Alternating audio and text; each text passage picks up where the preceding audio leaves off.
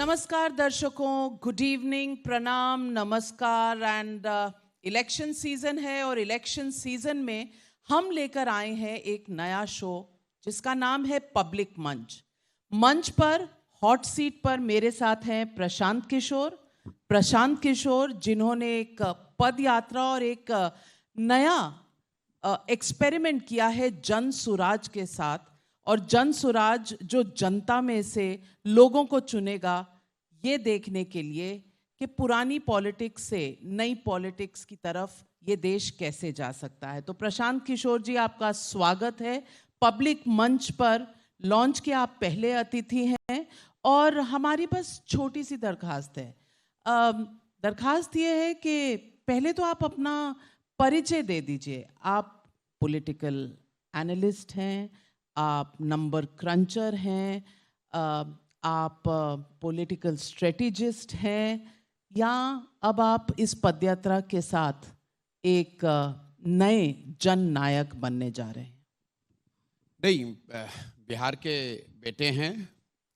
पहले UN official थे, फिर 10 साल पॉलिटिकल एड थे और अब बिहार में जाकर एक नई व्यवस्था बनाने वाला, प्रयास करने वाला एक व्यक्ति हूँ, जिसकी एक सोच है कि अब पिछले 15-20 साल में जो कुछ सीखा समझा उसको यूज़ करके, उसका इस्तेमाल करके बिहार की जनता के साथ मिलकर एक नई राजनीतिक व्यवस्था कैसे बनाई जा सकती है। लेकिन आपके एक और साथी हैं जो एक और पद यात्रा कर रहे हैं। पद यात्रा तो नहीं पर भारत जोड़ो न्याय यात्रा कर रहे हैं, और वो आजकल कुछ एंग्री यंग मैन की भूमिका में नजर आ रहे हैं। राहुल गांधी की बात कर रही हूँ।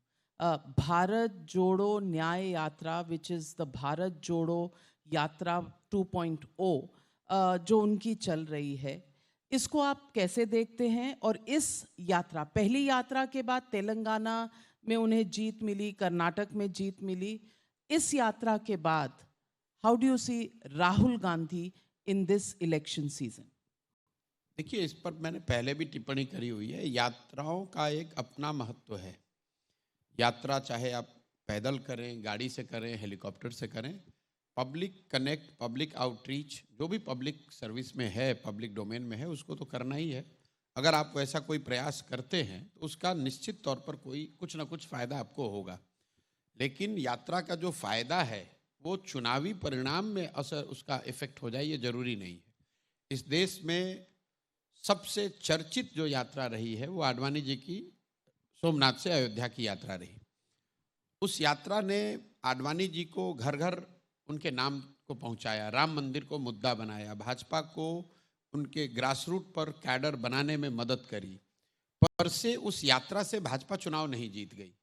तो यात्राएं जब आप करते हैं तो आपकी खुद की समझ बेहतर होती है, पब्लिक को आपको करीब से देखने, जानने, समझने का अवसर मिलता है। लेकिन उससे आप चुनाव जीत जाएं ये जरूरी नहीं है। जहाँ तक राहुल जी की ये यात्रा का सवाल है, जैसा कि आपने देखा, पहली बार उन्होंने जो यात्रा की उसका फ़ायदा उनको कर्नाटक में अपेरेंटली और तेलंगाना में शायद मिला, लेकिन उसी यात्रा का फ़ायदा राजस्थान में, मध्य प्रदेश में, छत्तीसगढ़ में नहीं मिला। तो जो बात मैं आपको बता रहा हूँ कि उससे राहुल गांधी को कुछ फ़ायदा हो सकता है, लोग उनके बारे में बेहतर समझ सकते हैं, जान सकते हैं, लेकिन वो चीज़ आपके इलेक्शन के परिणाम में कन्वर्ट हो जाए उसके लिए और कई फैक्टर आपके पक्ष में होने चाहिए। ये जो अभी यात्रा, सेकेंड यात्रा उन्होंने करी है, इसका कोई बहुत बड़ा असर मुझे नहीं दिख रहा है। उसकी एक मेन वजह यह है कि इस यात्रा की टाइमिंग गलत है। मैं पहला आदमी हूँ जिसने ये पब्लिकली आज से महीने भर पहले शुरू किया कि जिस किसी ने भी इनको सुझाव दिया है इस यात्रा को करने के लिए, तो यात्रा की मेरिट, फॉर्मेट, इम्पैक्ट को छोड़ दीजिए, शेयर टाइमिंग जो है वो गलत है। इसलिए गलत है कि आप यात्रा कर रहे हैं कांग्रेस के लीडर के तौर पर, और इसी बीच में आपने इंडिया अलायंस भी बनाया। तो इंडिया अलायंस का अगर यात्रा होता तो इंडिया अलायंस के सारे कॉन्स्टिट्यूएंसीज के पार्टिसिपेंट होते, वो हैं नहीं। और यात्रा आप कर रहे हैं कांग्रेस के लीडर के तौर पे, और आप इंडिया अलायंस के की कंपोनेंट के एक तरह से कर्णधार हैं, कैटलिस्ट हैं। ये तो ऐसे हो गया कि आप मल्टी कंट्री आर्मी को लीड कर रहे हैं, और जब लड़ाई का समय आया तो जो मल्टी कंट्री आर्मी है उसका जो कमांडर इन चीफ है वही हेडक्वार्टर को छोड़कर कहीं बाहर है। नतीजा क्या होगा? पूरी आर्मी की स्ट्रेटजी, उनका काम करने का तरीका, वो सब गलत हो जाएगा। वही हो रहा है। जब राहुल जी को, क्योंकि कांग्रेस वो चला रहे हैं, कांग्रेस के नेता वो हैं, इंडिया में कोई बड़े निर्णय हो नहीं सकते जब तक उनकी सहमति ना हो, तो जब उनको हेडक्वार्टर पे होना चाहिए, उनको अलायंसेस फिक्स करने चाहिए, सीटों के निगोशिएशन को तय करना चाहिए, नैरेटिव पे काम करना चाहिए, किनको टिकट मिलेगा इसको तय करना चाहिए, रिसोर्स कहाँ से आएगा इस पर तय करना है। ये ना करके आप मणिपुर में घूम रहे हैं, नागालैंड में घूम रहे हैं, बिहार में घूम रहे हैं। तो मुझे लग रहा है कि स्ट्रेटेजिकली और टैक्टिकली दोनों तरह से ये गलत मूव है टाइमिंग के हिसाब से। और यही वजह है कि आप देख रहे हैं कि पहले दौर में उनको कुछ सफलता मिलती दिखी, लेकिन ये जो सेकेंड राउंड की उन्होंने ये यात्रा शुरू की है, इसमें ट्रैक्शन कम और परेशानी ज़्यादा दिख रही है। और हर 4 दिन 5 दिन के बाद उनको या तो यात्रा रोकनी पड़ रही है, या फिर कभी केरल जा रहे हैं, कभी कैम्ब्रिज जा रहे हैं, कभी दिल्ली आ रहे हैं, क्योंकि वो ये समय नहीं है जब आप यात्रा करके अपने बात को नीचे ज़मीन पर पहुंचा सकें या अपने लड़ाई को आगे बढ़ा सकें। लेकिन आपने कहा इंडिया अलायंस के साथ बातचीत करनी चाहिए। May be the Congress can turn around and से हमने अखिलेश यादव के साथ, समाजवादी पार्टी के साथ अलायंस करके 17 सीटें ले ली हैं, तो हमारी तो सक्सेस है। आम आदमी पार्टी के साथ भी दिल्ली में कम से कम 4 और 3 पर मामला सेटल होता हुआ नजर आ रहा है।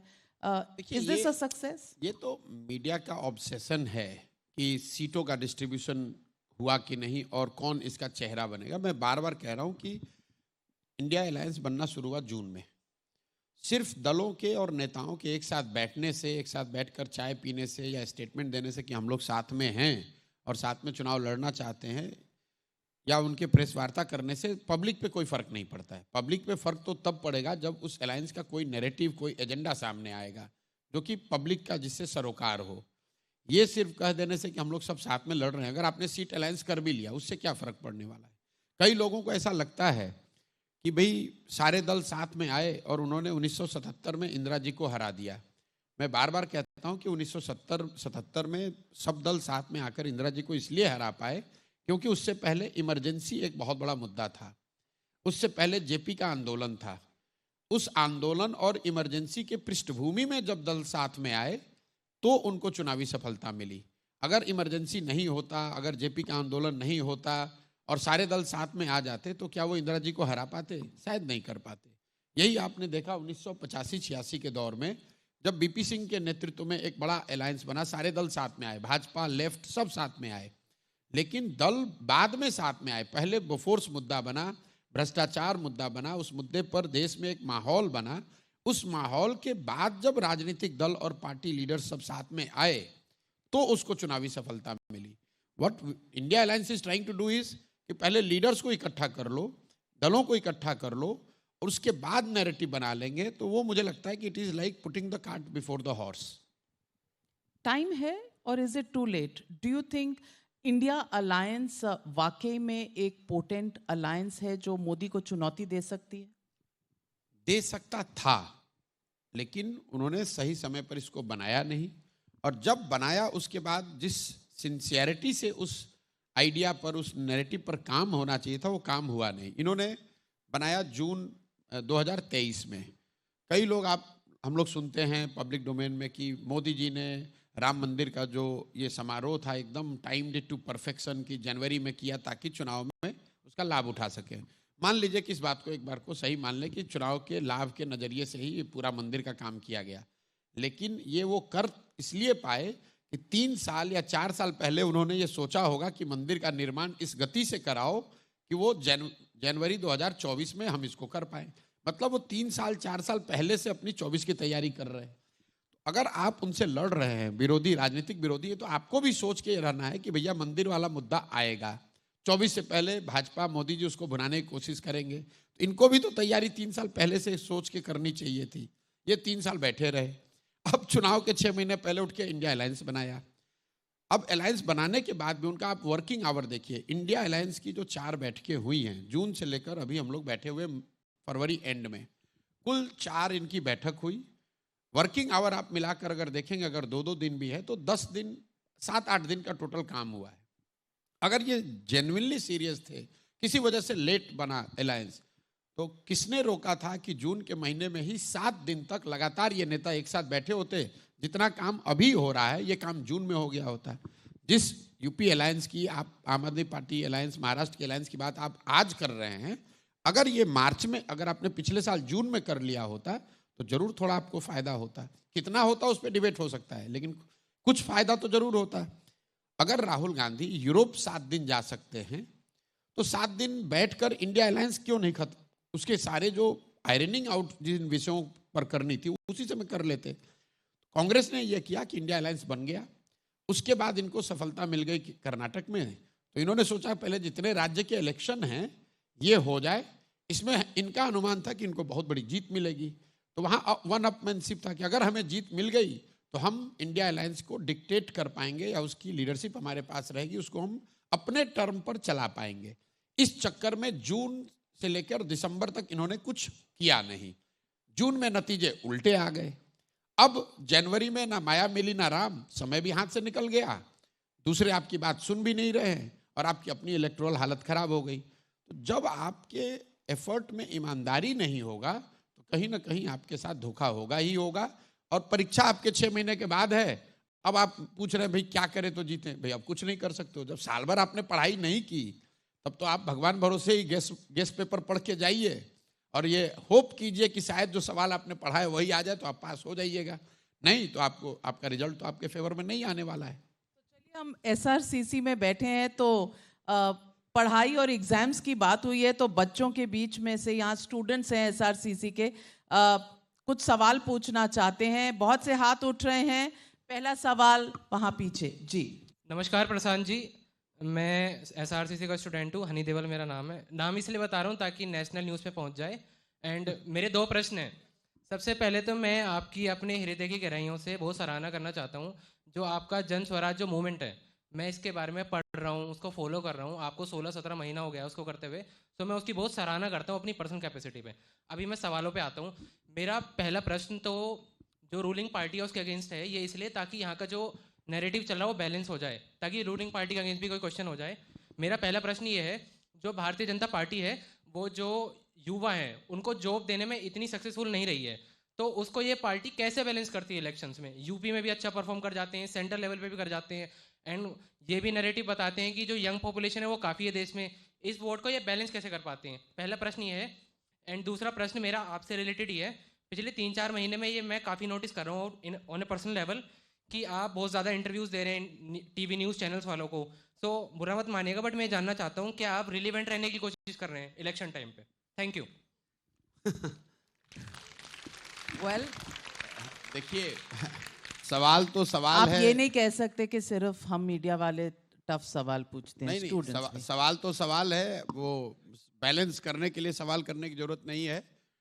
आपने कहा कि सरकार जीत क्यों रही है।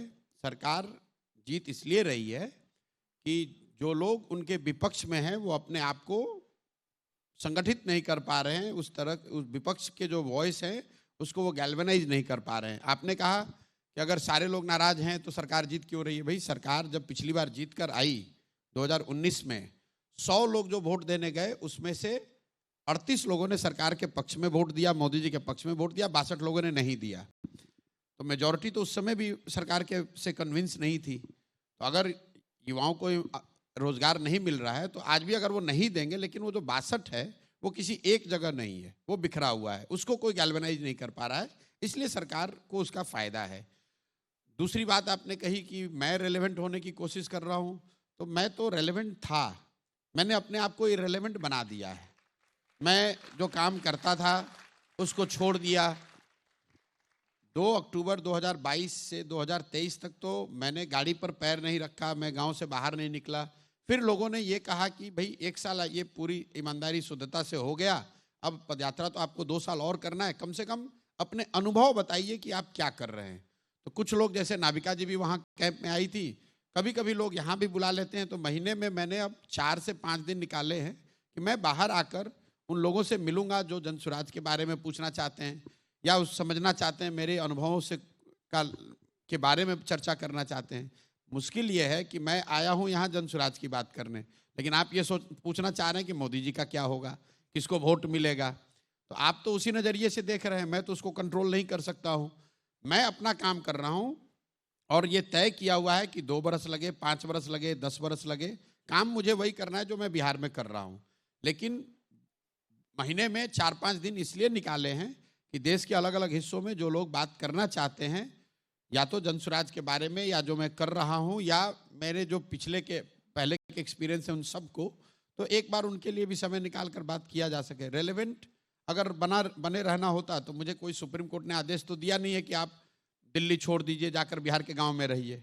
मुझे कोई सजा किसी ने दी नहीं है। ये तो मेरे खुद का चॉइस है कि मैं अब ये काम नहीं करना चाहता हूँ, बिहार के गांव में रहना चाहता हूँ और 3 साल 4 साल वो प्रयास करना चाहता हूँ जो कि मुझे लगता है कि बिहार में आमूलचूल परिवर्तन ला सकता है।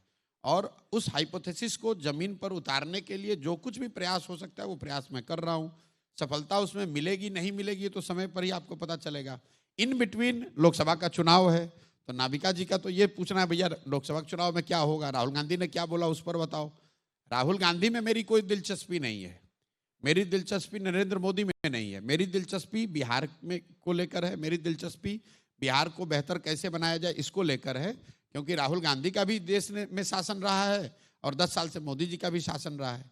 दोनों ही शासन में बिहार तो देश का सबसे गरीब और पिछड़ा ही राज्य रहा हुआ। अभी लड़के यहाँ मिले, सब बता रहे हैं भैया हम बांका से हैं, हम बिहार से हैं। कुछ ऐसा बिहार में हो कि हम लोग को दिल्ली ना आना पड़े, ना पढ़ाई के लिए ना नौकरी रोजगार के लिए। तो मेरा फोकस वो है। बाकी लेकिन दूसरों का जो फोकस जहां पर है उसको भी एकोमोडेट करके चलना पड़ता है। प्रशांत किशोर जी, आपने कहा आपका कोई इंटरेस्ट नहीं है राहुल गांधी पर। अब इस पर मेरा भी सवाल नहीं, मोदी जी में भी नहीं है। उनमें इंटरेस्ट था तब उनके साथ काम किया। राहुल गांधी में जब इंटरेस्ट था तो उनके साथ काम किया या काम करने की कोशिश की।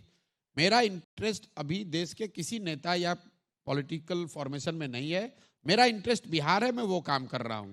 लेकिन जो मेरी पृष्ठभूमि है, मैंने बॉलिंग तो की नहीं, आपने बैटिंग पहले शुरू कर दी। नहीं, मेरा सवाल आप है, सेलेक्टिवली ये कह रहे हैं कि राहुल गांधी में नहीं, ये हेडलाइन बनाने की कोशिश कर रहे हैं। मैं बिल्कुल, प्रशांत किशोर ने कहा कि राहुल गांधी में इंटरेस्ट नहीं है। मेरा ना राहुल गांधी में इंटरेस्ट है ना मोदी जी में इंटरेस्ट है। मेरा किसी भी नेता में, किसी भी पॉलिटिकल फॉर्मेशन में इंटरेस्ट नहीं है। क्योंकि जिन नेताओं के साथ मेरा इंटरेस्ट रहा वो 10 साल काम किया, करके देखा, सीखा। सिर्फ नेताओं और दलों के जीतने से मेरा अपना मानना है समाज के स्तर पे आमूलचूल परिवर्तन की अपेक्षा रखना बेमानी है।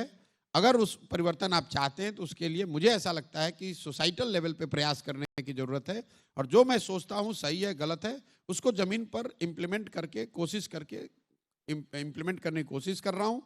उसके परिणाम आपको 1-2 साल में दिखेंगे। अगर दिखेंगे तो वो समाज के लिए, देश के लिए, बिहार के लिए अच्छा है। अगर मुझे सफलता नहीं भी मिली तो कम से कम ये जानकारी तो लोगों को होगी कि भैया किस तरह के प्रयास करने से सफलता मिल सकती है। एक सवाल आपसे पूछना चाहती हूँ, क्योंकि आप जमीनी सच्चाई और नंबर समझते हैं, तो मैं ऐसा दावा नहीं कर सकता हूँ, लोगों को ऐसा लगता है।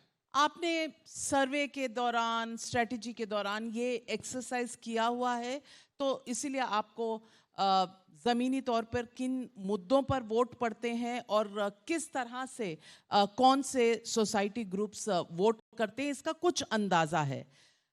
कांग्रेस पार्टी इस बार के चुनाव में, 2024 के चुनाव में अपना परफॉर्मेंस कितना इंप्रूव कर पाएगी? 50 से ऊपर जाएगी, 100 के ऊपर जाएगी, क्या रहेगा? देखिए, मैं नंबर तो प्रेडिक्ट कर नहीं सकता हूं और मैं बार बार कहता हूं जो लोग भी नंबर प्रेडिक्ट करते हैं या दावा करते हैं प्रेडिक्ट करने का, they are just like calling the coin.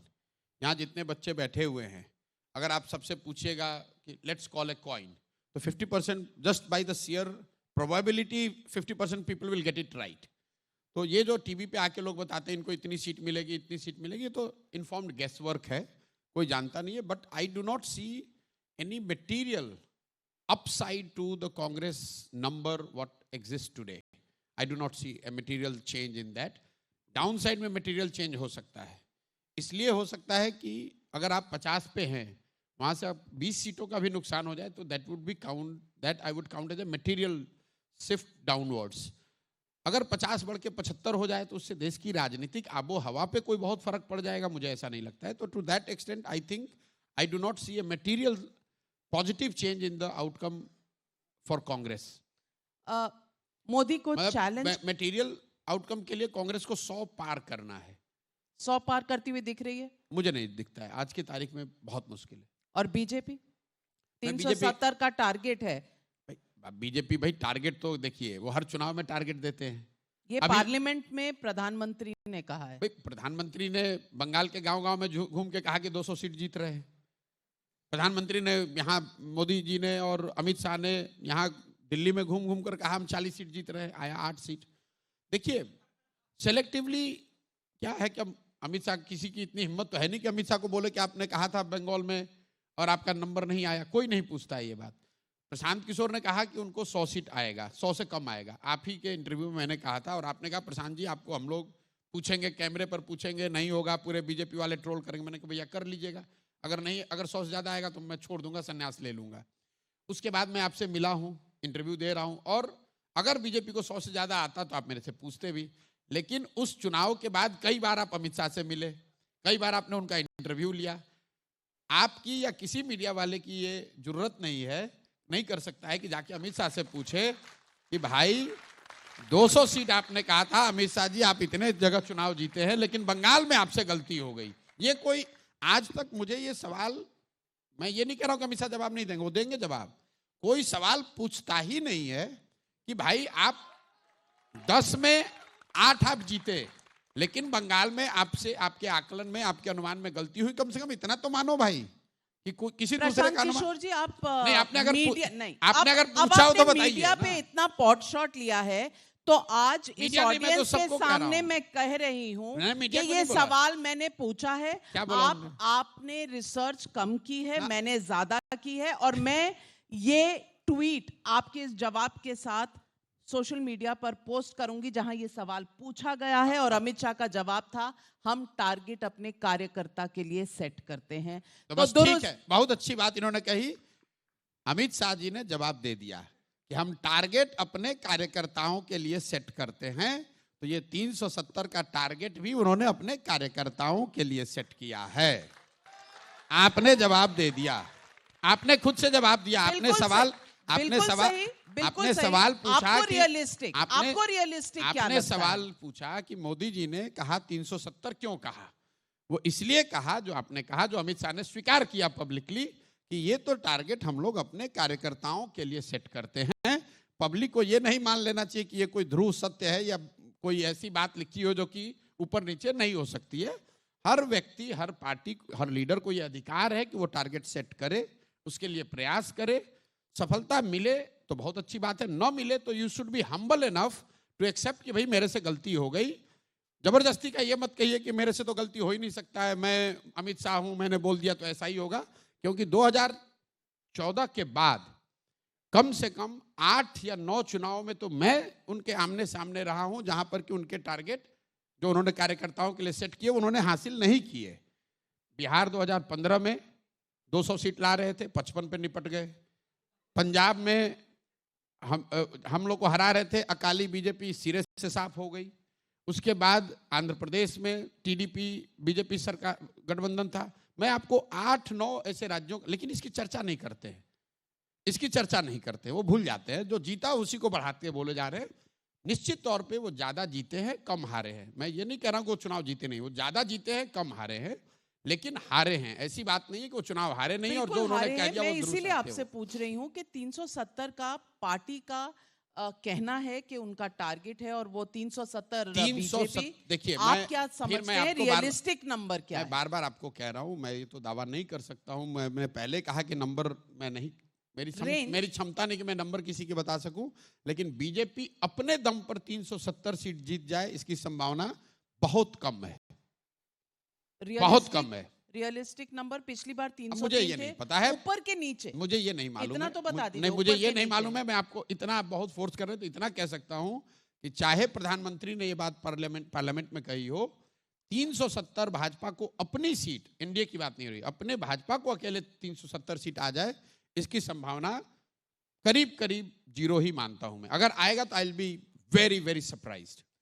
Bengal में 18 सीट्स पिछले चुनाव में, लोकसभा चुनाव में बीजेपी को मिली थी। बंगाल आपने बहुत नजदीक से देखा है, काफी काम किया है। इस बार ग्राउंड सिचुएशन क्या है? खास करके संदेश खाली का जो मुद्दा उठा है वो तृणमूल कांग्रेस को नुकसान करेगा, बीजेपी को क्या देखिए, मैं फायदा? बंगाल में अभी जमीन पे नहीं हूं, मैं फर्स्ट हैंड मेरा कोई एक्सपीरियंस नहीं है, लेकिन संदेश खाली जैसे जब भी मुद्दे आते हैं तो no matter what you claim, जो रूलिंग पार्टी है उसको उसका नुकसान होगा ही होगा. बट संदेश खाली विथ और without Sandeshkhali, BJP has been on upsurge in Bengal. Make no mistake, lot of people sitting in Delhi they think कि बंगाल में तो बीजेपी खत्म हो गई. बीजेपी आज भी वहाँ बहुत मजबूत पॉलिटिकल फोर्स है. And with the increasing anti incumbency against TMC, क्योंकि उनके 12-13 साल हो गए सरकार में, TMC will find it increasingly difficult to defend their territory. So to that extent, I do not see BJP going down below what they got in 2019. तो विधानसभा के मुकाबले बीजेपी बहुत अच्छा परफॉर्मेंस लोकसभा में पश्चिम बंगाल में कर सकती है. And that will come as a surprise to many people in Delhi who are thinking कि बीजेपी बंगाल में खत्म हो गई है या बहुत कमजोर हो गई है. मुझे ऐसा लगता है कि लोकसभा में बीजेपी को बंगाल में अच्छे नंबर, बहुत अच्छे नंबर आ सकते हैं. साउथ में BJP is expanding. They have been trying to expand their base and support in east and south, not only in south. Telangana में they are already around 14%. So I see that voting percent is again going up in favor of BJP. Another state which again is not being followed from the BJP's point that closely is Tamil Nadu. Again, I see in Tamil Nadu probably for the first time BJP will break into double digit vote share. मतलब अगर आप ध्यान से देखें BJP की जो strategy रही है, जो प्रधानमंत्री का एफर्ट है पिछले 4-5 सालों में, बहुत ज़्यादा एफर्ट इन लोगों ने तमिलनाडु में लगाया है. और मुझे लग रहा है कि anything between 8% and above, 8 to 12% के आसपास बीजेपी का वोट शेयर तमिलनाडु में हो सकता है. अगेन सीटों को मैं कुछ नहीं कह सकता हूं. मैं ये जानता हूं कि BJP, it will be a major thing if BJP breaks into double digit vote share in Tamil Nadu, क्योंकि तमिलनाडु बड़ा स्टेट है और वहां बीजेपी को अभी तक बहुत 5% से कम वोट आता रहा है. तो जैसे तेलंगाना में 14% वोट लेकर वो एक मेजर पॉलिटिकल फोर्स के तौर पे बने. देखिए, पार्टियां एक दिन में बनती नहीं, ये तो हेडलाइंस पर मत जाइए. पार्टियों को बनाने में, चुनाव जीतने में 5 साल, 10 साल, 20 साल लगता है. तेलंगाना में now they have reached 14%, in Kerala they are in double digit, Karnataka they will do well, and in Tamil Nadu also I see them breaking into double digit. तो from that point of view BJP to my mind is aware कि they are weak in east and south, and east and south में BJP's performance will become better than what it was last time. Starting from Bihar, Bengal, Odisha, Andhra, Telangana, Tamil Nadu or Kerala. And hold me to this statement. In East and South, BJP's cumulative number compared to 2019 in these states, Bihar, I repeat, Bihar, Bengal, Odisha, Telangana, Andhra, Tamil Nadu and Kerala, put together roughly about 220 Lok Sabha seats. In these 220 seats, BJP is going to increase their tally compared to 2019. एक rapid fire, ये rapid fire फंसाने वाला fire, मतलब फंसाने वाला. तो खाली आपको लाइसेंस थोड़ी है कि आप हमें फंसाएंगे. हेडलाइन नहीं मिला तो रैपिड फायर दो, जिसमें वही बोलना है जो इन्होंने मुझे ऑप्शन देने हैं. राहुल गांधी अच्छे हैं खराब हैं, अब कुछ तो कुछ बोलोगे. अच्छे बोले तो भी मारे गए, बुरे कहे तो भी मारे गए. ये मेरा क्वेश्चन ही नहीं था, इन्होंने खुद जवाब चलिए. तो चलिए, आपने जो सवाल पूछा नहीं, आप रैपिड फायर अपना कर लो, ओरिजिनल जो लेके आए वो कर लो. अच्छा, तो आप बताइए, मोदी के बनाम मैं 4 नाम बताती हूँ, इनमें से कौन उनको रियल चैलेंज दे सकता है for a prime ministerial role? Rahul Gandhi, Priyanka Gandhi Vadra, Mamata Banerjee, Arvind Kejriwal.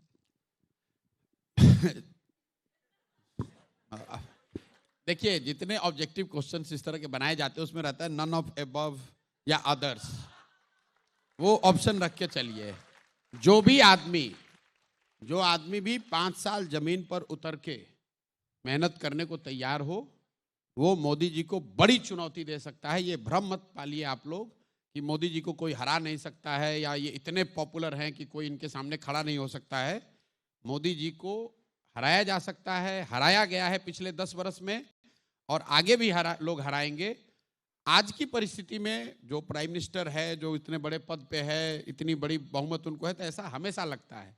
लोगों को ऐसा ही लगा होगा कि राजीव गांधी को कोई नहीं हरा सकता जब उनको 400 सांसद थे। भाई साहब, कृष्ण जी तो नहीं उतर के आएंगे ना, इन्हीं में से चुनना पड़ेगा। अभी तो प्रेजेंट ठीक बात, यही ऑप्शन ठीक बात है। मान लीजिए कि यही डिबेट हम लोग 1977 में कर रहे होते तो कोई ज्ञानी आदमी ये बता सकता था कि जेपी 77 साल के कोई एक आदमी है जो कि इंदिरा गांधी को चुनौती दे देंगे। अगर ये डिबेट हम लोग, यही बहस हम लोग 1987 में कर रहे होते तो कोई बता सकता था कि राजीव गांधी के कैबिनेट में एक बीपी सिंह है जो कि राजीव गांधी को हरा देंगे। ये बातें आप रेट्रोस्पेक्ट से बताते हैं कि जेपी ने हरा दिया। नीचे जो फंडामेंटल बात है कि क्या मोदी जी के से ज्यादा लोग सेटिस्फाइड हैं, ज्यादा लोग असंतुष्ट हैं। आज भी असंतुष्टों की संख्या ज्यादा है। अब उन असंतुष्ट या जो उनसे सेटिस्फाइड नहीं है, जो उनसे मेस्मराइज नहीं है, उनको जो भी गैल्वेनाइज कर ले with right narrative, right framework, वो मोदी जी को चुनौती दे सकता है। ये बात बिल्कुल नहीं कहिए, ये गलत बात, इसलिए नहीं कि मैं कह रहा हूं, ये गलत बात है कि कोई ये कह रहा है कि इनको कोई चुनौती नहीं दे सकता है। देश में 10 साल 15 साल कई लोगों ने राज किया है और मोदी जी से बड़े बहुमत से राज किया है, मोदी जी से ज्यादा वोट शेयर लेके राज किया है। कांग्रेस की जब अपनी तूती बोलती थी तो पूरे देश में 4000 से ज्यादा विधानसभा है। वो जमाना भी मैं आपको बता रहा हूं, 4000 में 2500 से 2700 विधायक कांग्रेस के होते थे। आज भाजपा के बहुत अच्छे जब टाइम होते हैं तो 1600-1700 विधायक होते हैं। और आप लोग ऐसे बता रहे हैं जैसे लग रहा है कि इनसे बड़ा कोई लीडर ना कभी देश में पैदा हुआ ना आगे कोई पैदा होगा। जो सत्ता पर बैठता है वैसा ही लगता है। यही मीडिया, यही कमेंटेटर, यही राजनीतिक विशेषज्ञ 2009 में बता रहे थे कि सोनिया गांधी और राहुल गांधी से बड़ा कोई नेता देश में है नहीं।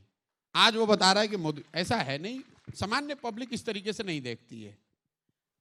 मैंने ऐसा सवाल पूछा कहाँ आपसे? मैंने पूछा आज आपने की कहा डेट कृष्ण, में आपने आप कहा बता रहे हैं कि कोई चैलेंज दे सकता है। मैं पूछना चाहती हूँ, यहाँ जितने स्टूडेंट्स बैठे हैं, चैलेंज ऑफ कोर्स दे सकता है, but that is a theoretical answer. The practical answer has to be a realistic answer कि अगले 2 या 3 महीने में जब चुनाव होकर आएंगे तो इन्हीं में से कोई देगा, कोई नया फरिश्ता आएगा। ये सवाल है मेरा।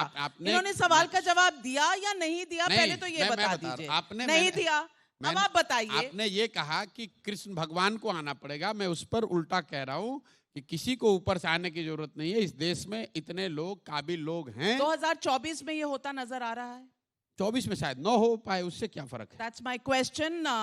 I rest my case. Let me ask the next rapid fire question.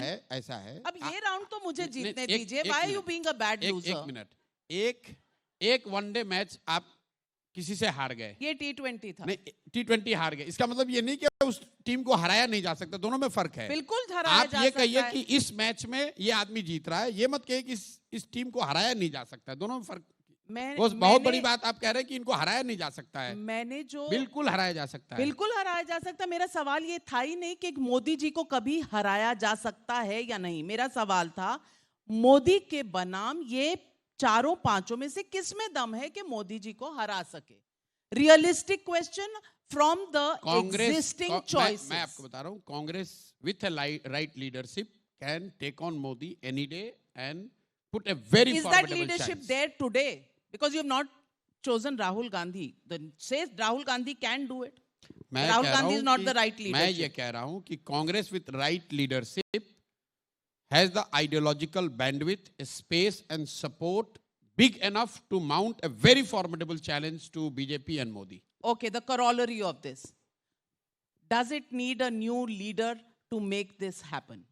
It requires a reincarnation of Congress, a new Congress with a new leadership, a new face, new approach, new narrative. Again, बहुत लंबा सवाल है, इसलिए rapid fire पे वापस आते हैं। लंबे सवाल नहीं, छोटे सवाल। ईवीएम पर भरोसा रखना चाहिए या नहीं रखना चाहिए? अगर भरोसा नहीं है तो उस पर आंदोलन करना चाहिए, ड्राइंग रूम में बैठ के बात नहीं करनी चाहिए। अगर ईवीएम पे देखिए, ईवीएम के सवाल को रैपिड फायर में मत बांधिए। 3 इसके पहलू हैं। एक टेक्निकल पहलू है, एक ऑपरेशनल पहलू है और एक पॉलिटिकल बात है। Technically whether EVMs can be hacked और नॉट, कोई भी आदमी जो टेक्नोलॉजी समझता है वो कहेगा हाँ भैया थियोरेटिकल प्रोबेबिलिटी है, किया जा सकता है। Operationally is it possible to do it in 10 lakh booth? Very unlikely. 10 lakh booth में आप ईवीएम हैक कर दो, मैनिपुलेट कर दो, किसी को पता नहीं चलेगा, इसकी संभावना बहुत कम है। और पॉलिटिकली अगर आप समझते हैं कि ईवीएम मैनिपुलेटेड है, then you don't need to go on yatra, you don't need to talk about farmers, you don't need to talk about unemployment, you just need to talk about EVM. And you just need to say कि भैया मैं तब तक चुनाव नहीं लड़ूंगा जब तक EVM को नहीं हटाओगे। पूरे देश की पार्टियों को जिनका भी इस पर भरोसा नहीं है उसको कहना चाहिए, क्योंकि आपको मालूम है कि आप मुद्दे कोई भी उठा ले, अगर ईवीएम ही हैक है तब तो आपका कोई फायदा मिलेगा नहीं। ये नहीं होना चाहिए कि सुबह में आपने कहा ईवीएम ठीक नहीं है, शाम होते होते आपके पक्ष में रिजल्ट आया तो कह रहे नहीं ठीक ही है, पूरा भरोसा नहीं लेकिन थोड़ा बहुत चलिए अब काम चल गया। फिर अगले दिन रिजल्ट गड़बड़ हुआ तो कह रहे भाई ईवीएम पूरा ही खराब है।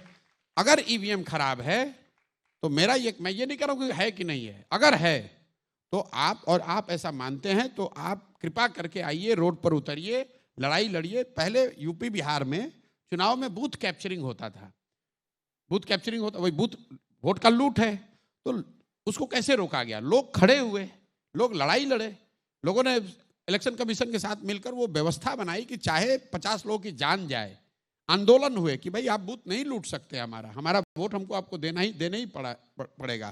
तो अगर ईवीएम पे सिर्फ बैठ के प्रेस कॉन्फ्रेंस करने से या डेमो दिखाने से नहीं होगा, अगर आप मानते हैं कि ईवीएम हैक हो सकता है या हो रहा है तो उस पर जन आंदोलन करने की जरूरत है।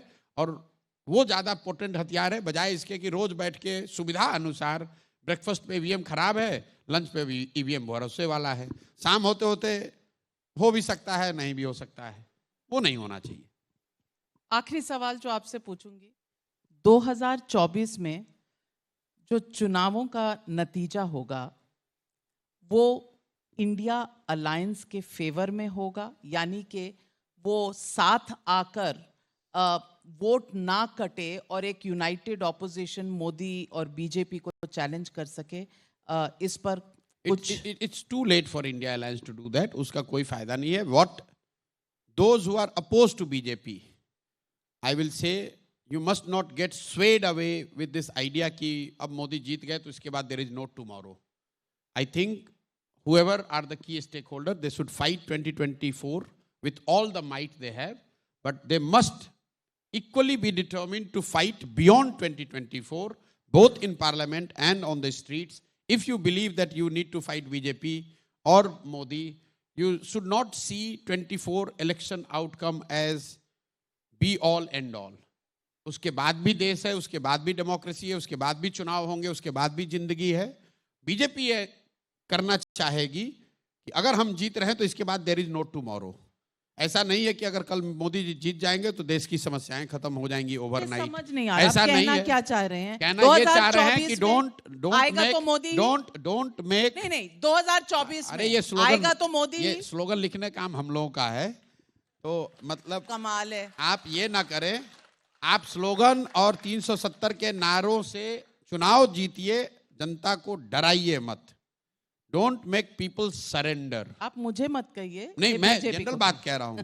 And I appeal to people also, don't get scared. This is the tendency on the part of those who are thinking that they are going to win, कि इसके बाद बस अब मेरी ही सरकार, अब इसके बाद मेरा ही मन, मेरा ही वर्ड, वही अब कानून इस देश में है। वो नहीं होना चाहिए। और उसके लिए जरूरी है कि लोग इस बात में यकीन रखें कि there is tomorrow after victory, even if it is going to be a BJP victory. That doesn't mean that country doesn't have any, would not have problem. That doesn't mean there will be no opposition. That doesn't mean that we shouldn't raise our voice of dissent if we do not agree with mister Modi just because he is voted in again. BJP ये चाहती है कि सब लोग ये मान लें कि भैया अब कोई डिसेंट नहीं है, कोई प्रॉब्लम नहीं है, नाउ वी गिव अप। ये तो आप सोच रहे हैं, बीजेपी ने ऐसा सोचा है कि अरे रोज कह रहे हैं। अब पार्लियामेंट में खड़े होकर प्राइम मिनिस्टर ने कहा कि भैया अभी से तैयार हो जाओ बड़े निर्णयों के। तो बड़े निर्णय डजंट मीन कि डिसेंट मार दिया जाएगा। आप क्या लेफ्ट ऑफ सेंटर, आपने मोदी का चुनाव लड़ा था, प्लान किया था 2014 में, और आज आप कह रहे हैं। लेकिन हम लोगों ने ये नहीं कहा था कि बड़े निर्णयों के लिए तैयार हो जाओ। मतलब डिमोनेटाइजेशन से बड़ा निर्णय क्या होगा? मतलब ये देखिए ऐसा है, मुझे लगता है आर्टिकल 370 बड़ा निर्णय, गुड बैड, मैं आपको बता रहा हूँ। नहीं गुड और बैड, सुनिए ऐसा गुड और बैड, फिर आप आगे वापस गुड और बैड।